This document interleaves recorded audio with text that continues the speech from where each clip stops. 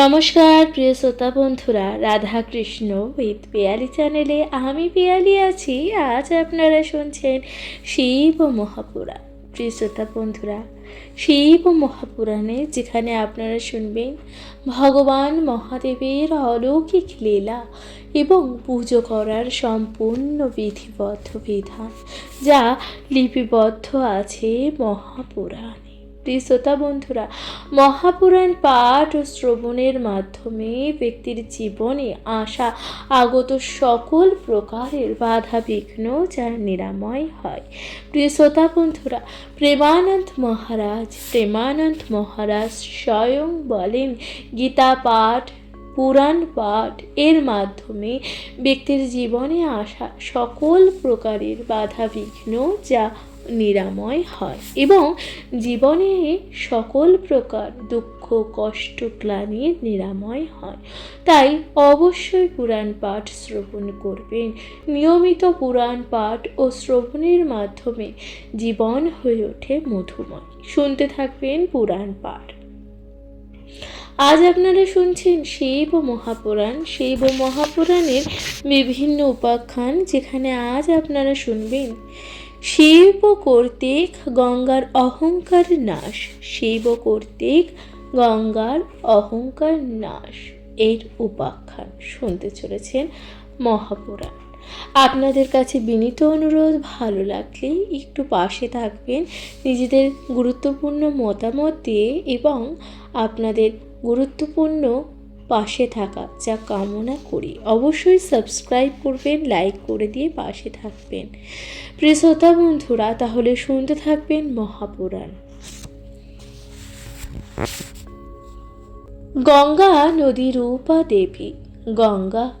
গঙ্গা ছিলেন নদী রূপা দেবী। স্বর্গে তার অবস্থান ছিল। তাকে মর্তে অনয়ন করেছিলেন সগর বংশজাত রাজা ভাগীরথ। ত্রেতা যুগে অযোধ্যা নগরে সগর নামে একজন রাজা ছিলেন। তার ছিল দুইজন পত্নী, কেশনী ও সুমিতি। কেশনী বিদর্ভ রাজের কন্যা আর সুমতি ছিল কশ্যপের। গরুর ছিল এদের সহোদর। সগর রাজা পুত্র লাভের জন্য হিমালয়ের এক প্রত্যন্ত প্রদেশ গমনপূর্বক তপস্যা করে। ভৃগুমুনি সেই স্থানে অবস্থান করতেন। তিনি সগরকে বর প্রদান করেছিলেন, তিনি গৃহে প্রত্যাবর্তন করো সগর, অবিলম্বে তোমার স্ত্রী পুত্রবতী হবে। তাহলে এই কথা সগর রাজাকে বললেন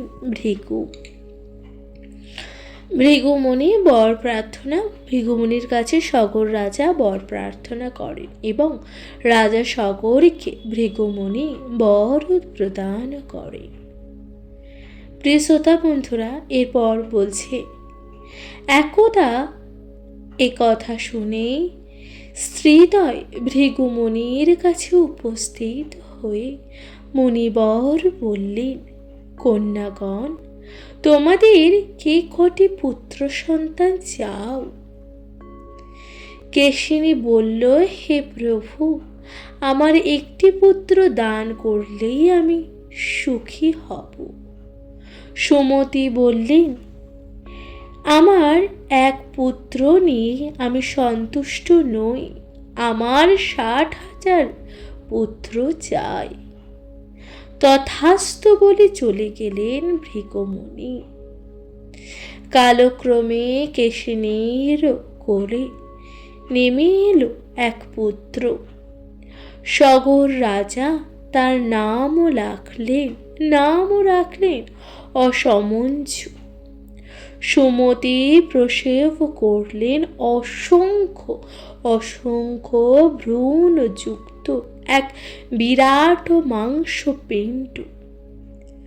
সঙ্গে সঙ্গে সেই মাংসপিণ্ড 60,000 খণ্ডে বিভক্ত হলো। তারপর ভৃগুমুনির নির্দেশে সেগুলি ঘৃত পূর্ণ কুম্ভে নানা প্রকার ভেষজ দ্রব্য দিয়ে রেখে দিলেন কিছুদিন। কালক্রমে সেগুলি পুত্ররূপে আবির্ভাব হল সাগর রাজার গৃহে অসমঞ্চ মহাশক্তিশালী। বাল্যকালে ছিল ওই ষষ্ঠী সহস্র ভ্রাতাকে নিয়ে তিনি করতেন জলক্রিয়া। অর্থাৎ আমরা যে মহাভারতে পড়েছিলাম প্রিয় শ্রোতা বন্ধুরা,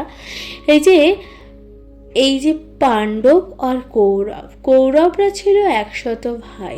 এবার 100 ভাই কিন্তু গান্ধারীর এরকম মাংসপিণ্ডের মতো জন্মেছিল। তারপর ঋষি মুনি বেদব্যাস কিনা সেই মাংসপিণ্ডগুলোকেও এরকম কলসির মধ্যে রেখে দিয়েছিল এবং পরবর্তীকালে রাজা কৌরব অর্থাৎ ধৃতরাষ্ট্রের কিন্তু 100 পুত্র হয়, আর দেবতার কৃপা বলে পাণ্ডবদের কিন্তু 5টি পুত্র সন্তান লাভ হয়। তেমনি সগর রাজার 2জন বউ ছিলেন, অর্থাৎ 2জন স্ত্রী ছিলেন। একজন কিনা একটি পুত্র কামনা করেছিলেন, আরেকজন করেছিলেন 60,000। এবার সেই যে সুমতি ছিলেন তার যে 60,000 পুত্র কিভাবে জন্মেছিল সেই একই রকম পদ্ধতিতে অর্থাৎ মাংসপিণ্ডের মতন ভাবে জন্মেছিল এবং তাকে 60,000টি খণ্ড করে হাড়ি কলসির মধ্যে রেখে দিয়েছিলেন ভৃগু মুনি এবং পরবর্তীকালে সেই পুত্ররা জন্মলাভ করেছিলেন। এরপর কি বলা হচ্ছে, কালক্রমে সেগুলো পুত্ররূপে আবির্ভূত হলে সগর রাজার গৃহে অসমঞ্চ ছিলেন মহাশক্তিশালী। অর্থাৎ অসমঞ্চ ছিল কেশনীর একটি পুত্র ছিল যার নাম অসমঞ্চ। বাল্যকালে ওই ষষ্ঠী সহস্র ভ্রাতাকে নিয়ে তিনি করতেন জলক্রিয়া। অধিকাংশ দিন ওদেরকে ক্রিয়ার ছলে সমুদ্র সলিলে নিক্ষেপ করতেন। তারা তরঙ্গে হাবুডুবু খেতে থাকলে তিনি আনন্দে হাসতেন অট্টহাসি, তারপর স্বয়ং তুলে আনতেন। এইভাবে অসমঞ্চ পাপকর্মা হয়ে উঠলে সগর রাজা ক্রোধে অন্ধ হয়ে ওই পুত্রকে নগর থেকে বহিষ্কার করলেন। কয়েকদিন পরে ভৃগুমুনি এসে উপস্থিত হলেন। তিনি বিতাড়িত পুত্রের সাথে পিতার পুনর্মিলন ঘটিয়ে দিয়ে সগরকে এক যজ্ঞ করবার জন্য আয়োজন করতে নির্দেশ দিলেন। সগর রাজা তাতে সম্মত হলেন। হিমালয় ও বৃন্দা পর্বতের মাঝখানে যে ভূমি আছে সেখানেই সগরের ওই যজ্ঞ অনুষ্ঠিত হয়েছিল। অসমঞ্চের পুত্র অংশুমান যজ্ঞীয় অশ্বের অন্বেষণ করলেন গমন। কয়েকদিন পর অশ্ব নিয়ে প্রত্যাবর্তন করলেন তিনি। যজ্ঞ আরম্ভ হল। দেবরাজ তখন পাক ও শাসন ভাবছিলেন।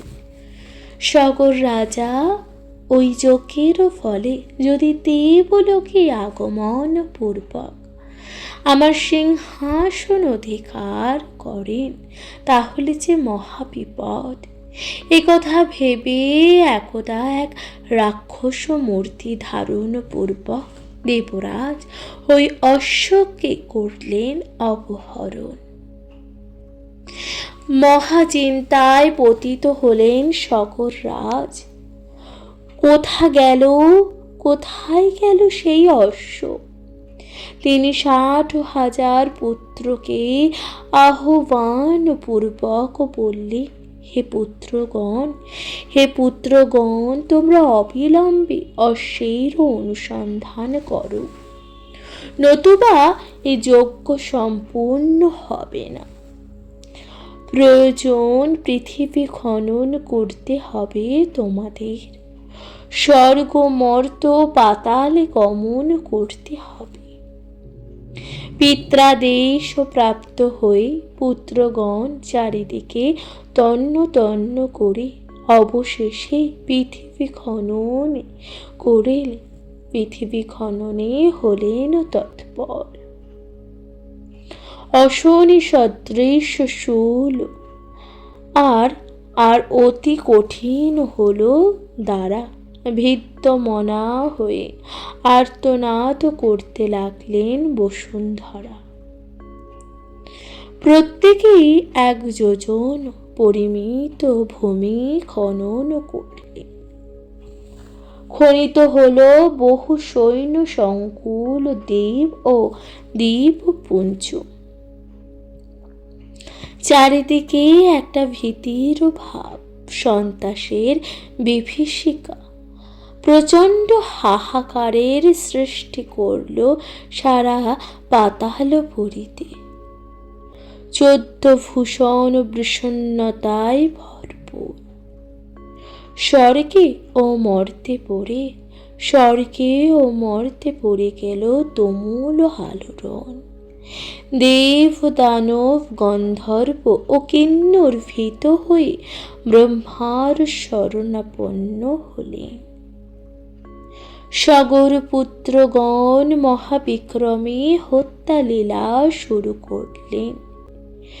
নির্দোষীদের দিতে লাগলেন প্রাণদণ্ড। অবশেষে ব্রহ্মার ভীত হয়ে দেবগণ বললেন, ভো দেবা, তোমরা এখন নারায়ণের শরণাপন্ন হও। তিনি কপিলের মূর্তি পূর্বক এই পৃথিবী ধারণ করে আছে। সেই কপিল মুনি ছাড়া সগর সন্তানদের কেউ ধ্বংস করতে পারবে না। দেবগণ তখন সদল বলে গমন করলেন কপিল মুনির আশ্রমে। জানালেন আপন অভিপ্রায়। বন্দনা গানে কপিলকে করলেন প্রীত। আর করুণা ঘর মুনিবর তখন তাদের অভয়দানে করলেন বাধিত। ওদিকে ওরা পাতাল খনন করতে করতে এক অতিকায় নাগ দেখতে পেলেন। নাগটি মস্তকে পৃথিবী, নাগটির সেই মস্তকে পৃথিবী এক অংশ ধারণ করে আছে। ভয়ঙ্কর সেই নাগ। ওরা সেখান থেকে অধিক অগ্রসর হয়ে দেখছেন মহাপদ্ম নামে এক বিরাট হস্তি। পশ্চিম দিকে আবার এক হস্তি, নাম সুমনা। পর্বতের মতন উঁচু, তুষারের ন্যায় শুভ্র দেহ।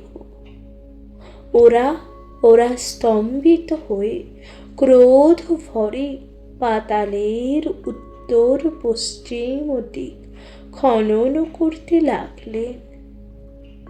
অবতরণ করলেন একেবারে পাতালে। দেখলেন কপিল রূপধারী সনাতন সনাতন শ্রীহরির ধ্যানে মগ্ন। পাশে তাদের সেই যজ্ঞীয় অশ্ব। সগর সন্তানগণ কপিলকে তস্কর মনে করে সগর্জনে বললেন, রে নির্বোধ, রে নির্বোধ, তুই আমাদের এই যজ্ঞীয় অশ্ব অপহরণ করেছিস কেন?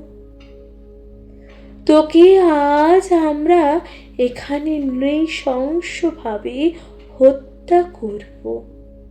এ কথা বলেই খনিদ্র হল। শিলা ও শূল নিক্ষেপ করতে লাগলেন ধ্যান মগ্ন কপিলকে। তারপর যে ঘটনা ঘটল, অর্থাৎ কপিল দেব তখন ভয়ঙ্কর চক্ষু গোলক দ্বারা তাদের প্রতি দৃকপাত করলেন। করা মাত্রই তারা জ্বলন্ত পাবকের মতন প্রজ্বলিত হতে হতে দগ্ধ ও ভস্মীভূত হয়ে গেলেন। মরণ আত্মনাতে তারা অবসর রইল না। এদিকে তনয়দের কাল বিলম্ব দেখে সগর অংশুমানকে বললেন, বৎস, তুমি এক্ষুনি তোমার পিতৃপাদের অনুসন্ধান করো। এত বিলম্ব হওয়ার কোনো কারণই যে নেই।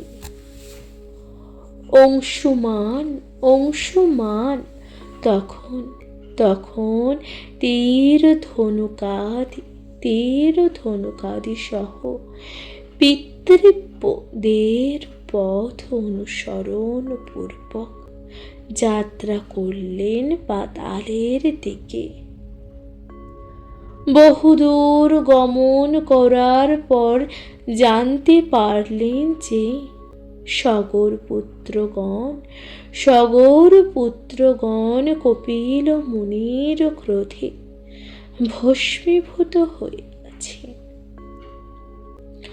দুশ্চিন্তায় পতিত হয়ে সলিল ক্রিয়ার জন্য ব্যস্ত হয়ে উঠতে লাগলেন অংশুমান।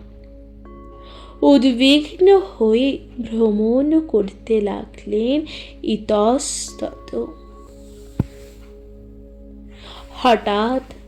হঠাৎ বৈনতের গরুরের দর্শন লাভ করলেন তিনি।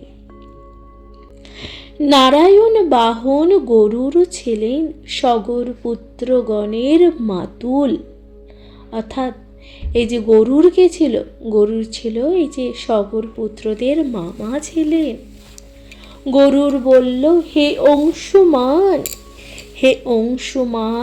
তোমার পিতৃব্যগণ কপিল কর্তৃক ভস্মীভূত হয়েছে।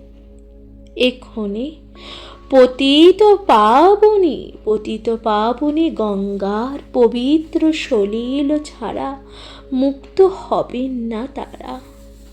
স্বর্গে গঙ্গা আছেন, সেই গঙ্গার প্রবাহ নিয়ে এসে তুমি ওদের মুক্ত করো। তার পূর্বে ওই অশ্বটি নিয়ে সগরকে যজ্ঞ সম্পূর্ণ করতে সাহায্য করো।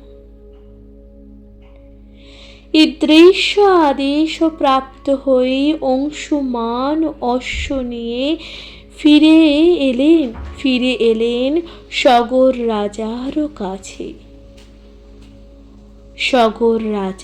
সগর রাজা সমস্ত বিষয় অবগত হয়ে অতীব মর্মাহত হলেন। কোন রকম সম্পূর্ণ করলেন যজ্ঞ, কিন্তু স্বর্গের সুরধ্বনি গঙ্গাকে মর্তের মাটিতে কিভাবে অনয়ন করা যাবে, এই চিন্তায় মরণোন্মুখ হয়ে পড়লেন তিনি। দুঃখে ব্যথায় শোকে পাথর থেকে পাথর হয়ে অবশেষে মৃত্যুর রাজ্যে পাড়ি দিলেন একদিন। সগরের পর রাজা হলেন অংশুমান। তিনি গঙ্গার অনয়নের কোনো চিন্তা করতে পারলেন না। অংশুমানের মৃত্যুর পর রাজা হলেন দিলীপ। তিনিও ব্যর্থ হলেন। এবার দিলীপের পুত্র ছিলেন ভাগীরথ। পরলেন তিনি রাজ মুকুট, কিন্তু নিঃসন্তান ধার্মিক ও রাজা ভগীরথ রাজমুকুট ত্যাগপূর্বক মন্ত্রীগণের ওপর রাজ্যভার সমর্পণ করে গঙ্গাকে ভূলোকে অনয়নের নিমিত্ত গোকর্ণ নামক স্থানে দীর্ঘকাল তপস্যা করতে লাগলেন। অনাহারে ঊর্ধ্ববাহু হয়ে সহস্র বছর অতিবাহিত হলো তার। একদা ব্রহ্মা আবির্ভূত হয়ে বললেন, তোমার কঠোর তপস্যায় আমি সন্তুষ্ট হয়েছি ভগীরথ, বরং বাচস্য। ভগীরথ তখন বলল, হে প্রভু, আমার পূর্বপুরুষদের উদ্ধারের নিমিত্তে গঙ্গাকে ভূতলে প্রেরণ করুন। দ্বিতীয়ত, আমি অপুত্রক ইক্ষ্বাকু বংশের মর্যাদা রক্ষার্থে যেন আমার একটি পুত্র সন্তান জন্মগ্রহণ করে। ব্রহ্মা তথাস্তু বলে বরদান করলেন। সেই সঙ্গে আদেশও দিলেন, হৈমবতী গঙ্গার পতন বেগে বসুন্ধরা সহ্য করতে পারবে না, কেবলমাত্র মহেশ্বরী তা পারবেন। তাই এক্ষুনি তুমি সেই মহেশ্বরের ধ্যান করো। ব্রহ্মার আদেশ প্রাপ্ত হয়ে ভগীরথ শিবের সাধনায় করলেন মনোনিবেশ। দিগম্বর ভোলানাথ পশুপতি তখন আবির্ভূত হয়ে বললেন, হে ভগীরথ, তোমার সাধনার উদ্দেশ্যে আমি জ্ঞাত আছি। আমি এক্ষুনি তোমার প্রতি প্রসন্ন প্রীত। গঙ্গার অবতরণ বেগ আমি মস্তকে ধারণ করব। তুমি পতিত পাবনীকে আহ্বান করো। এই কথা তখন ভোলানাথ বললেন। এরপর রাজা ভগীরথ গঙ্গাকে অনয়ন করলেন কিভাবে, দেখুন। এই কথা শ্রবণ করে আনন্দে তন্ময় হয়ে ভগীরথ গঙ্গাকে আহ্বান জানালেন অতি কাতর কণ্ঠে। এসো গঙ্গে অলোকানন্দে, এসো তুমি মাতা সলিল সঙ্গে, পরমানন্দে নানার সসঙ্গে, কুরমসি করুণা কাতর বন্দে। এসো এসো হরিপাদ পদ্ম বিহারিণী গঙ্গে। এইভাবে দেবী গঙ্গার স্তুতি করলেন ভগীরথের আবাহনী। এই যে আবাহনী মন্ত্রে পরিতৃপ্তা সর্বপূজনীয় জাহ্নবীর বিস্তৃত আকার ধারণ করে গগন মার্গে থেকে দুগ্ধ বৃক্ষ সহ বেগে শিবের মস্তক উপরি পতিত হতে লাগলেন। পতনকালে তার মনে একটু অহংকারের সৃষ্টি হলো। তিনি ভাবলেন, প্রবাহকালে আমি শঙ্করকে নিয়ে রসাতলে প্রবেশ করব। ব্যোমকেশ ভোলানাথ সুরধরিণী অন্তরের এইরূপ গর্বের সঞ্চার হয়েছে জেনে ক্রোধ ভরে তাকে আপনার জটাতে আবদ্ধ করে রাখলেন। তা দেখে ভগীরথ পুনরায় শিবের ধ্যানে মগ্ন হলেন। তাতে মহাদেব সন্তুষ্ট হয়ে গঙ্গাকে অবিলম্বে বিন্দু সরোবরের অভিমুখে পরিত্যাগ করলেন। গঙ্গা 7টি প্রবাহে বইতে লাগল। সেই সরোবর পরিত্যাগকালে তার হল্লাদি পাবনী ও নলিনী নাবি 3টি স্রোত পশ্চিম দিকে, সচক্ষু সীতা ও সিন্ধু নামে 3টি স্রোত পূর্ব দিকে এবং বাকি একটি ভগীরথের পশ্চাতে চলতে লাগলেন। ওই এক ঐরাবত পথে বাধা দিলে তাকে ভাসিয়ে নিয়ে চলল প্রবল গতিতে। এরপর জৌহমুনির আশ্রমে প্লাবিত করলে সেই মুনি রোষ ভরে তার জল রাশি পান করলেন। পরে ভাগীরথীর শ্রুতি মনোহর বন্দনায় মহর্ষি জন্য তাকে কর্ণবিবর দিয়ে নিঃসারিত করেছিলেন। মন্তান্তরে জানু থেকে নিঃসারিত জহ্নমুনির শরীর থেকে নিঃসৃত হওয়ার জন্য গঙ্গার অপর নাম জাহ্নবী। অনন্তর জাহ্নবীর ভাগীরথীর অনুসরণ করতে করতে অবিলম্বে কপিল মুনির আশ্রমের দিকে সগর সন্তানদের উদ্ধার মানস রসাতলে করলেন প্রবেশ। সেই সঙ্গে নিমজ্জিত করলেন ভস্মীভূত পূর্বপুরুষদের। 60 সহস্র সগর তনয় তখন যেন দুহাত বাড়িয়ে ভগীরথকে আশীর্বাদ করলেন, সুর লোকের পথে পদার্পণ করলেন।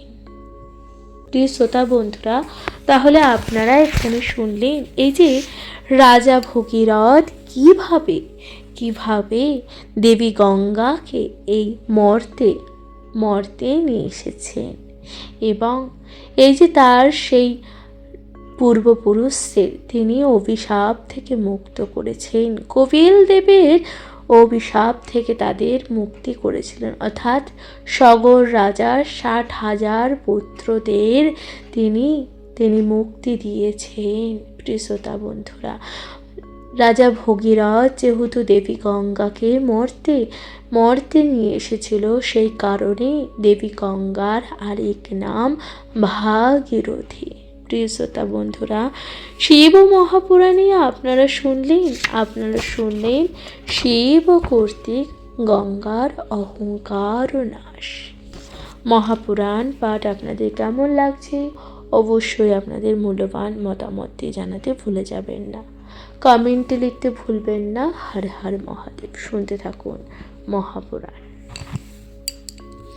এর পরবর্তী উপাখ্যান আপনারা শুনবেন সোমবারের ব্রত, অর্থাৎ এই যে সোমবার যাকে না মহাদেবের পবিত্র, অর্থাৎ মহাদেবের যেখানে বলা হয় অত্যন্ত পবিত্রতম দিন সোমবার। এই সোমবারের ব্রত করলে কি হয়, শুনতে থাকুন মহাপুরাণ। নমস্কার প্রিয় শ্রোতা বন্ধুরা, রাধা কৃষ্ণ উইথ পিয়ারি চ্যানেলে আমি পিয়ারি আছি। আজ আপনারা শুনছেন শিব মহাপুরাণ। শিব মহাপুরাণে আজ আপনারা শুনবেন সোমবারের ব্রত, অর্থাৎ এই যে মহাসোমবার, সোমবারের ব্রত করলে কি কি ফল হয় এবং কি ফল লাভ করা যায়, মহাদেবের কিভাবে কৃপা লাভ করতে পারবেন, অবশ্যই শুনতে থাকুন মহাপুরাণ।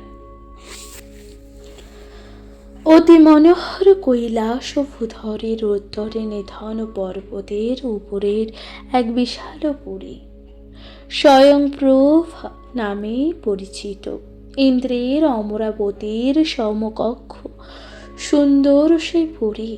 সেখানে ঘনবাহন নামে এক গন্ধর্ব বাস করেন।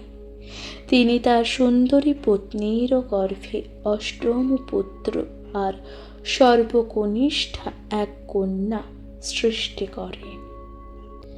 সেই অপরূপ কন্যার রূপের তুলনা ছিল না।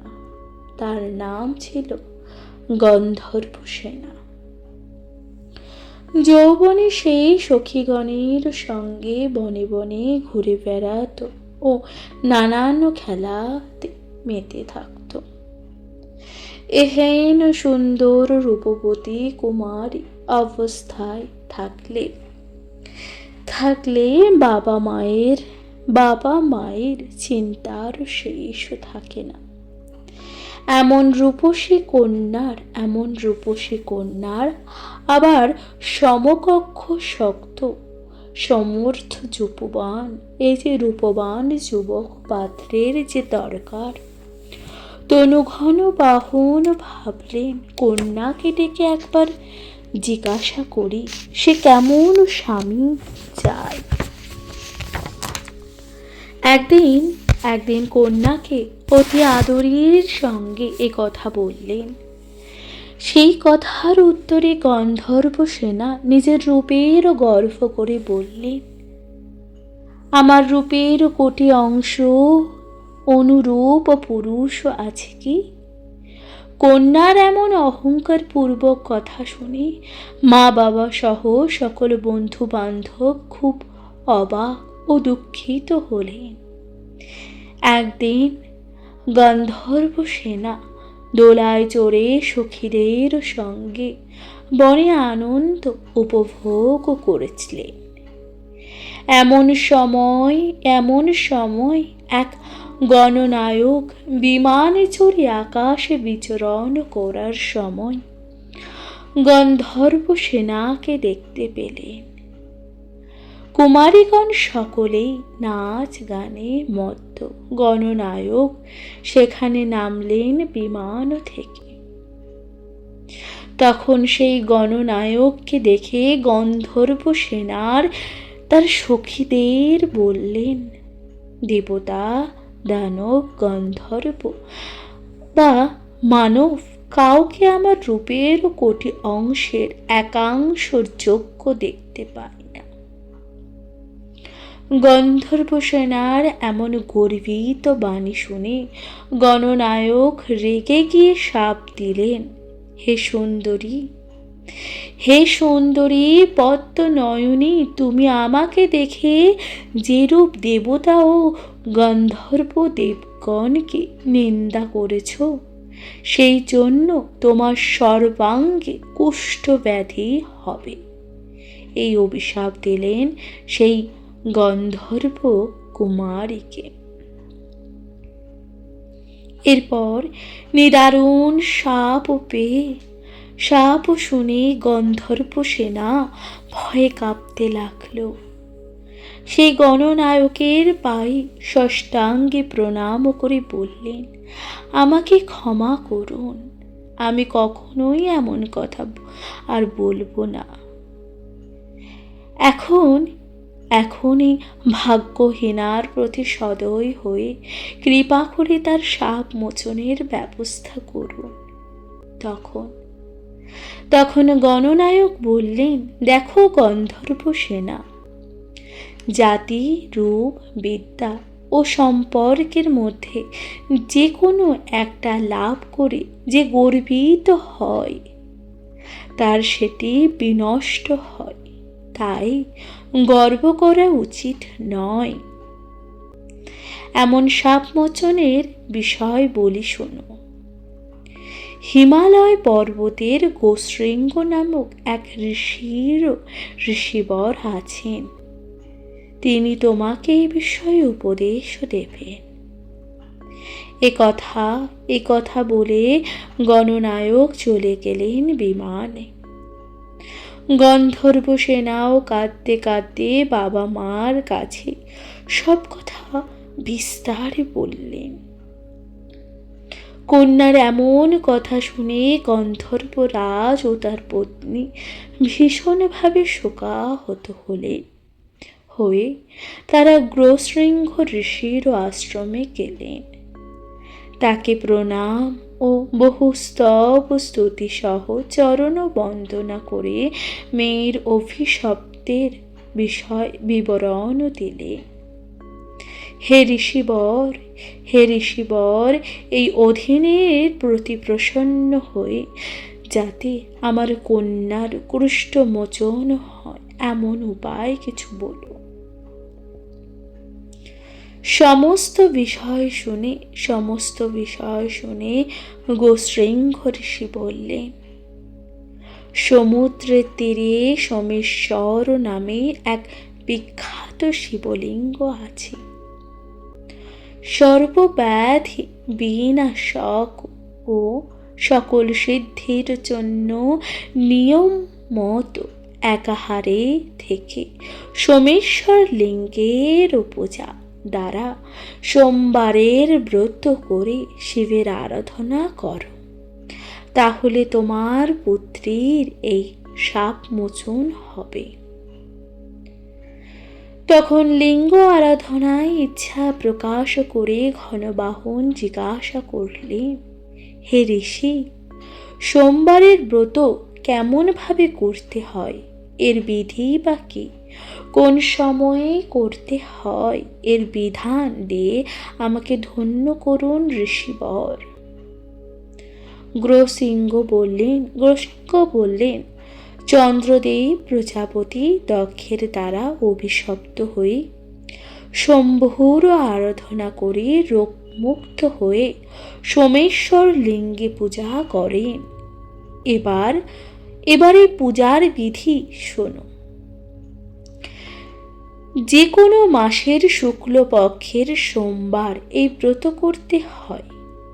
প্রভাতে গাত্রস্থান করে দন্ত মার্জন ও স্নান শৌচ করে নিত্যকর্ম সাধনপূর্বক সমতল ক্ষেত্রে সুশোভিত কুম্ভ স্থাপন করবে। কুম্ভের ওপরে আম্রপল্লব, চন্দন ও শ্বেত বস্ত্র আভরণ দেবে।